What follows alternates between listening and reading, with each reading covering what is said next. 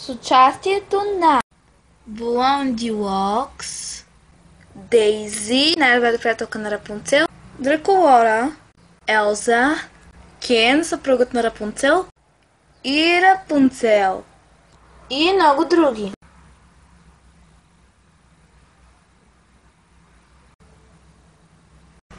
Какъв прекрасен ден! Толкова слънчево, перфектно за излизане. Но аз ще стоя тук, на тъмно вкъщи, на изкуствена светлина, пред компютъра. Тън.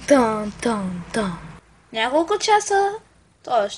около 6 часа на компютъра, на изкуствена светлина, по-късно. Здравей, най-добра приятелко! Тук, че на изкуствена светлина, защо не си дърпнеш шторите? Всичко ли аз трябва да правя? Да, така е по-добре, не мислиш ли? Блонди! Ехо! Блонди! Ехо! Блонди! Никого Блонди! По-късно. Часа. Много часове по-късно. Вписна ми! Блонди! Хайде де! Ама ти хипнотизирана ли си от този компютър?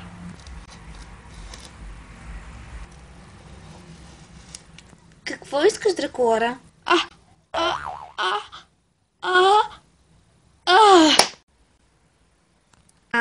Всичко наред ли? Не е наред. От часове. Блонди. Ти беше направо хипнотизирана от този компютър. Съжалявам, просто гледах интересно предаване. Знаеш, че ме викаш. Какво? О, божичко. Държа се да не припадна. Добре. Тогава. Забавлявай се на изкуствена светлина. Ето, сега ти тръпвам шторите. Ето. Дано ти харесва на изкуствена светлина. Чакай. Да. Ще дръпнеш ти историята нагоре, искам естествена светлина. О, майко. Направо ще подлудиш. Честна съм. Ето. Доволна ли си? Да. Благодаря. Довиждане. Какво? Аз съм объркана.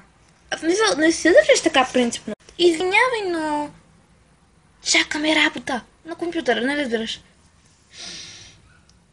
Добре. Добре, че се махна. Време е да танцувам тайничко. На спокойствие.